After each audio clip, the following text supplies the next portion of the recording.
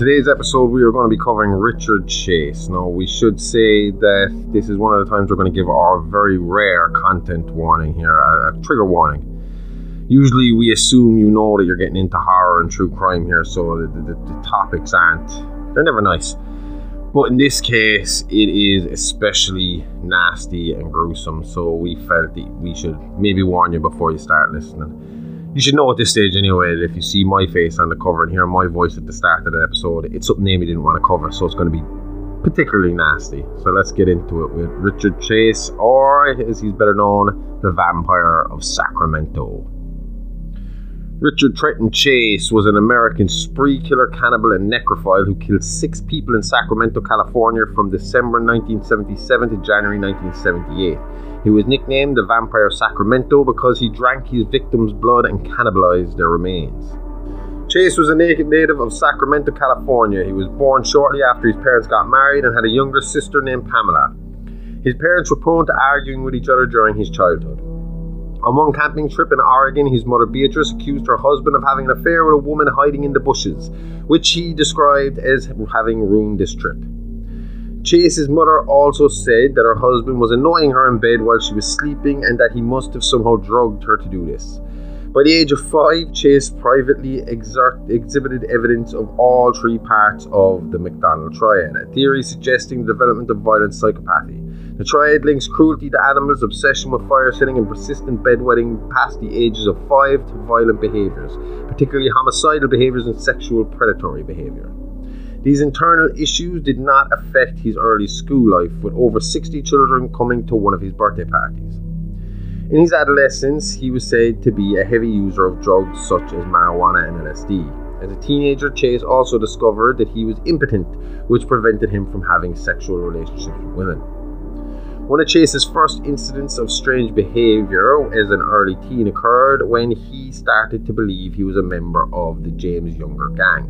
Chase even pasted his head onto photos of them. He tried to sell these photos to people and wanted his mother to buy him a cowboy hat, but she refused.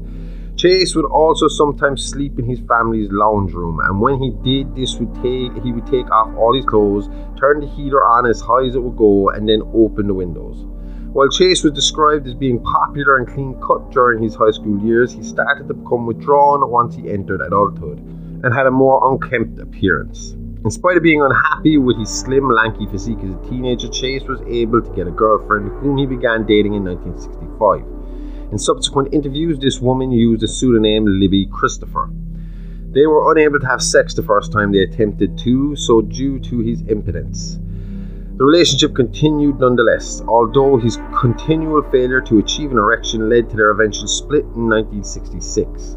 Once graduating from high school, Chase attended American River College between 1968 and 1971. His grades were declining and he started not attending class before eventually dropping out. Chase developed hypochondria as he matured. He often complained that his heart would occasionally stop beating or that someone had stolen his pulmonary artery. He would hold oranges on his head, believing vitamin C would be absorbed by his brain via diffusion. Chase additionally thought that his cranial bones had become separated and were moving around, so he once shaved his head to be able to watch this activity. Chase first worked in a typing and phone answering job for Retailers Credit Association during 1969 while enrolled in American River College. In the next few years, Chase continued to find other odd jobs in Sacramento, but he was still using heavy amounts of drugs and none of them lasted long. Chase shared an apartment with Sid Evans DeMarchi and Rachel Statham in 1971, shortly before dropping out of American River College.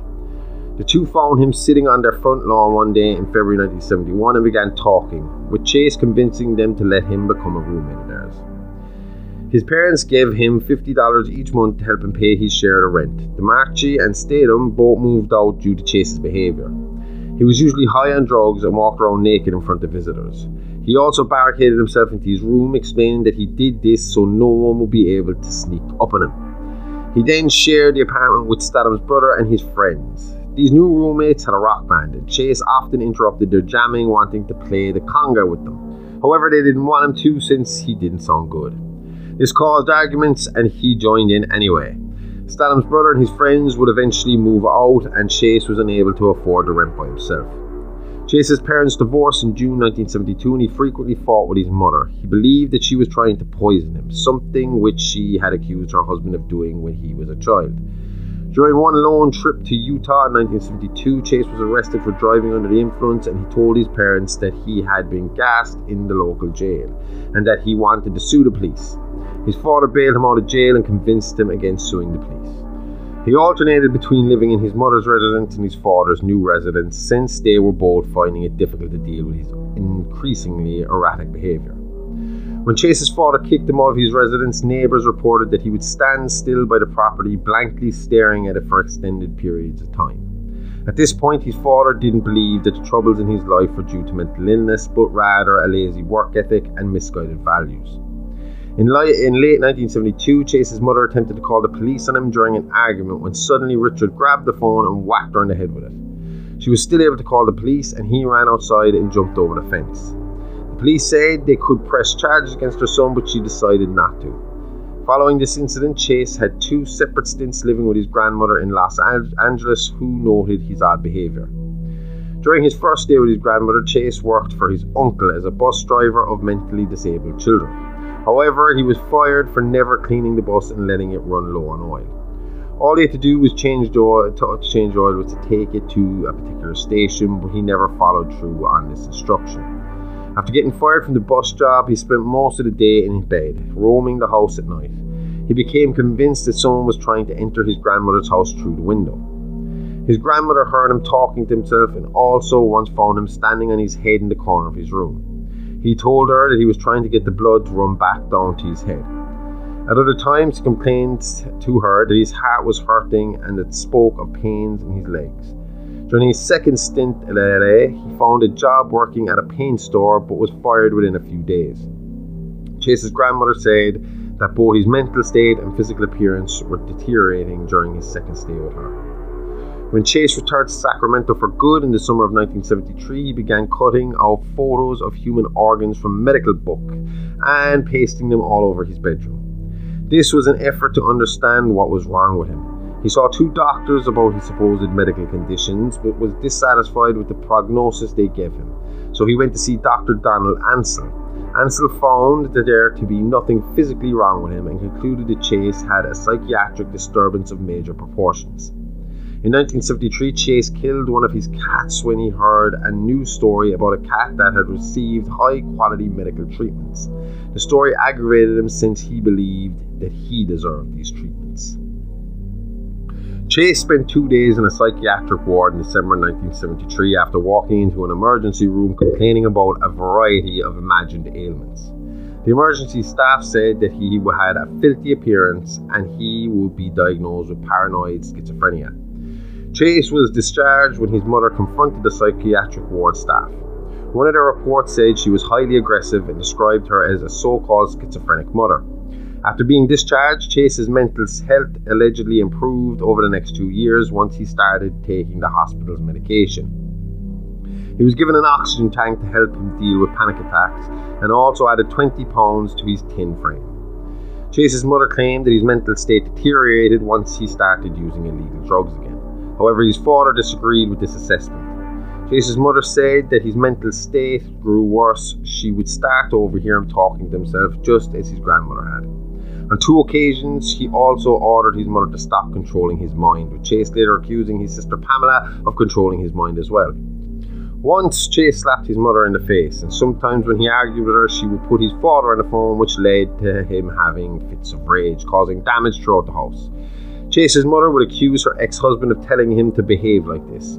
Chase became too much for either parent to handle, so they got him his own apartment. Once living in his apartment, Chase began riding his bicycle to a rabbit farm, and after purchasing the rabbits, he consumed them raw. Chase kept the apartment relatively clean, and his father would come over for games of chess. When Chase's father asked why he had live rabbits, Chase responded by saying that he was eating them, and his father never looked into this any further, having already grown accustomed to his strange statements. In 1976, he was involuntarily committed to a mental institution when he was taken to an emergency room after injecting rabbit's blood into his veins. His father found him vomiting in his apartment and barely able to move following blood poisoning. Chase told emergency staff that he had eaten a rabbit which had battery acid in its stomach. They concluded that he was mentally ill and sent him to American River Hospital's psychiatric health facility. There he complained of heart weaknesses and said his body was falling apart. He refused to participate in any group activities, eventually being transferred to the Beverly Manor Psychiatric Hospital. The staff at that institute nicknamed him Dracula because of his blood fixation. He broke the necks of 2 birds he caught through the institution window and drank their blood. He also extracted blood from therapy dogs with stolen syringes. After undergoing a battery of treatments involving psychotropic drugs, Chase was deemed no longer a danger to society, and later in 1976 he was released to his mother's custody. The mental institution staff disagreed with this decision, which was ordered by a doctor. Shortly after Chase's murder, one of the staff members told TV reporters that it was his turn to be released and anything we had to say or do about it was irrelevant, adding that he thought that Chase was sick and dangerous. Without consulting doctors, Chase's mother weaned him off his medication since she disliked how it made him like a zombie. She got him another apartment, and in it Chase progressed from eating birds and rabbits to eating dogs. He purchased puppies and hanged them in his apartment. Chase would then cut open their stomachs, drink their blood, and eat their raw guts. The dogs he purchased were suspicious and didn't want to go with him. Chase's neighbour Don Larson said that he would aimlessly walk around their apartment complex with his mouth open and that he didn't respond to her when she said hello. She also remembered seeing him bring cats and dogs even though pets weren't allowed. She never saw the animals again and didn't know what became of them. Initially, Chase only allowed his mother to enter the door of his apartment, but he soon would not allow anyone to come in and would speak to his mother through a crack in the door. Later investigation uncovered that in mid-1977, Chase was stopped and arrested on a Native American reservation in the Pyramid Lake, Nevada area. His naked body was smeared with blood and a bucket with a liver was found in his truck, with police suspecting that a homicide had occurred. Witnesses reported that Chase had had a dog with him earlier that day, but it was never recovered. When questioned by police at the scene, Chase claimed that the blood was seeping out of him and that he didn't know what happened to the dog. The blood was determined to be clow's blood and no charges were filed. Chase purchased a .22 caliber pistol in late 1977 and lied about his history of mental illness in order to do so. Neighbours soon heard shooting noises in his apartment. Chase later claimed that he had been shooting at voices that he heard, with bullet holes in the walls confirming this story. Chase continued to kill and eat dogs and would now shoot them in the head, which made it easier for him to collect the blood since he couldn't put cups next to the bullet wound. After killing small dogs, including Labrador puppies, he eventually tried to steal a large St. Bernard from a residence but was unsuccessful. On December 29, 1977, Chase killed his first human victim in a drive-by shooting. The victim, Ambrose Griffin, was a 51-year-old engineer and father of 2. The shooting baffled police, who viewed it as being a random, motiveless crime. Chase claimed that in the lead up to the murder, he was angered by his mother's refusal to allow him to come over to her house for Christmas. She wouldn't allow him in her house since his sister had become afraid of him following a recent incident where he ripped apart a cat in front of his mother during an argument, smearing its blood over his body. 2 weeks after the Griffin murder, he attempted to enter the home of a woman, but because her doors were locked, he walked away. Chase went on to tell detectives that he took locked doors as a sign that he was not welcome, but unlocked doors were an invitation to come inside.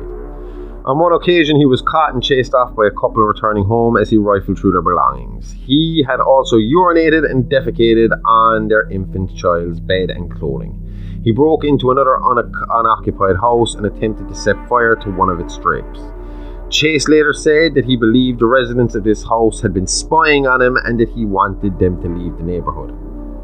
On the 23rd of January 1978, Chase broke into a house and shot Teresa Wallen, 3 months pregnant at the time. She had been taking out the trash, and he first shot her in the hand as she attempted to protect herself. He then shot her in the cheek, breaking her jaw before shooting her in the head and rendering her unconscious.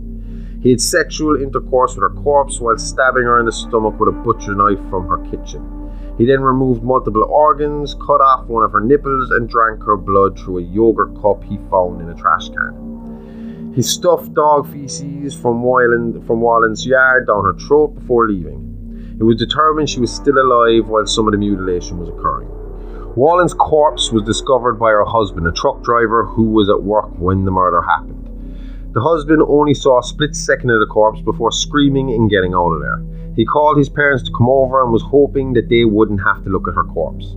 Wallen's eyes were open and her tongue was sticking out, with one of the detectives saying that the terrified expression on her face had continued to haunt him over the years.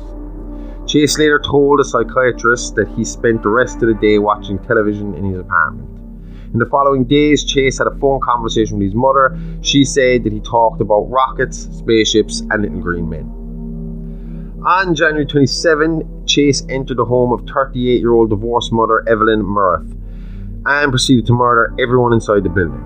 Chase said that he was only semi-conscious when this happened, so the exact sequence of events are unclear. Near the door, he encountered Murrath's friend Danny Meredith.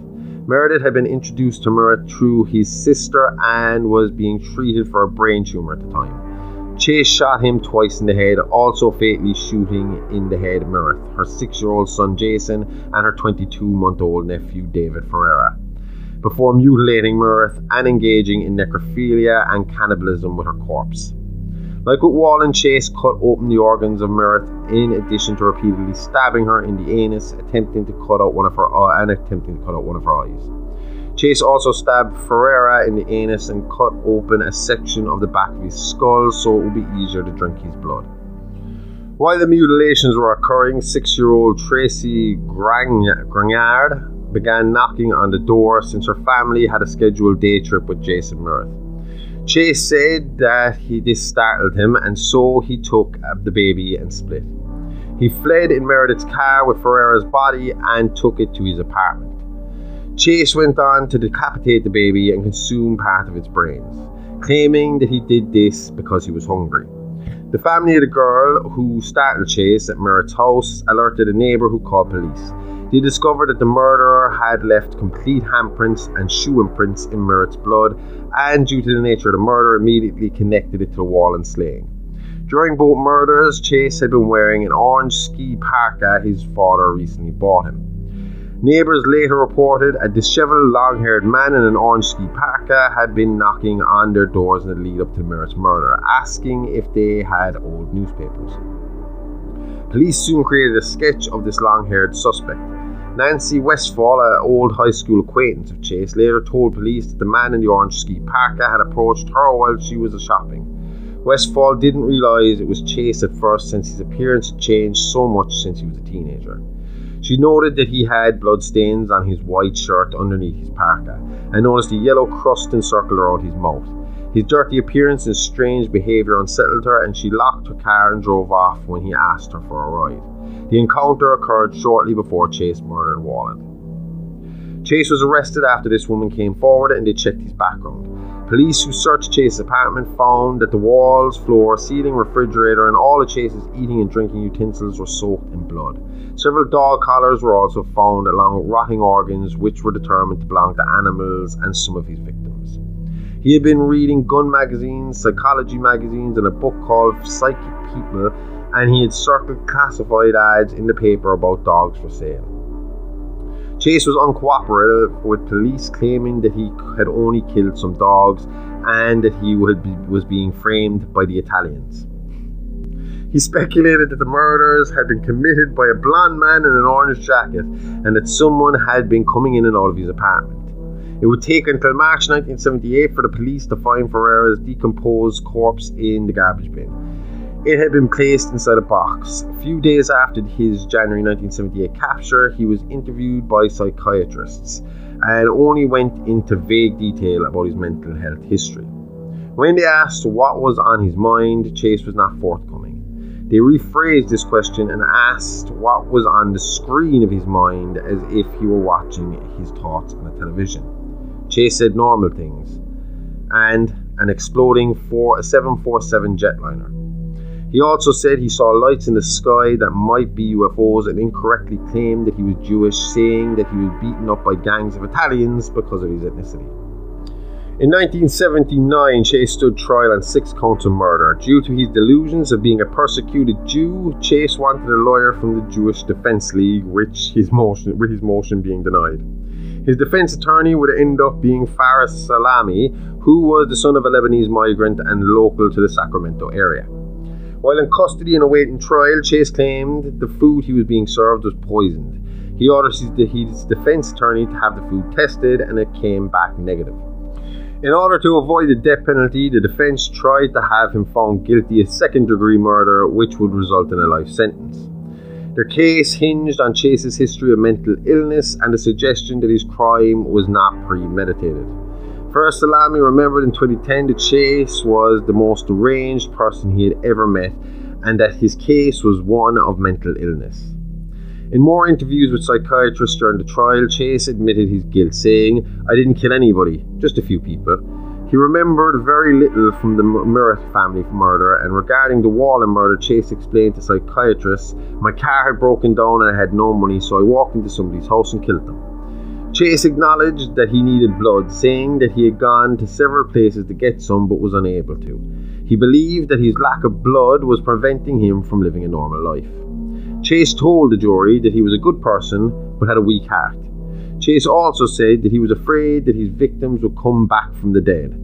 Teresa Wallen's husband was involved in the trial, giving victim impact statements. One day during the trial, Chase's mother confronted him and criticized their German Shepherd for not protecting them the day the murder happened. This comment left Wallen's husband stunned, who responded by saying that she should have protected them from her son. On May 8, 1979, the jury found Chase guilty of 6 counts of first-degree murder, and rejecting the argument that he was not guilty by reason of insanity, sentenced him to die in the gas chamber. His fellow inmates, aware of the extremely violent and grisly nature of Chase's crimes, feared him, and according to prison officials, often tried to persuade Chase to commit suicide. Chase was described as behaving psychotically from the moment he entered prison, and he was briefly housed in the mental health facility again. Shortly before his death, Chase granted a series of interviews with Robert K. Ressler, during which he spoke of his fears of Nazis and UFOs, claiming that although he had killed, it was not his fault. He had been forced to kill to keep himself alive, which he believed any person would do.